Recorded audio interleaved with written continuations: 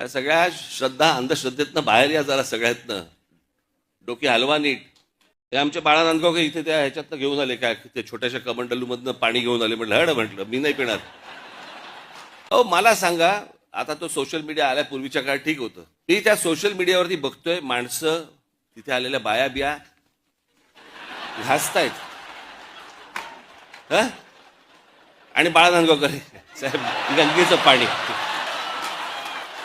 कोण पिईल ते पाणी. चला आत्ताच करोना गेलाय, कोणाला त्याच्याशी काही देणं घेणं नाही. 2 वर्ष झाले तोंडाला फडकी बांधून फिरले आणि तिकडे जाऊन जाऊन आंघोळ करतायत. अहो मला माहिती आहे, मी कित्येक स्विमिंग पूल बघितले असे जे सुरुवातीला उद्घाटनाच्या वेळेला निळे होते, हळूहळू हिरवे हिरवे व्हायला लागले. कोण जाऊन त्याच्यामध्ये मला सांगा पडेल त्याच्यात. त्यात गंगेत त्यानं तिथे काहीतरी केलं ते मी इथे पितोय. श्रद्धेला पण काय अर्थ आहे की नाही. एक नदी या देशामधली स्वच्छ नाहीये. एक नदी.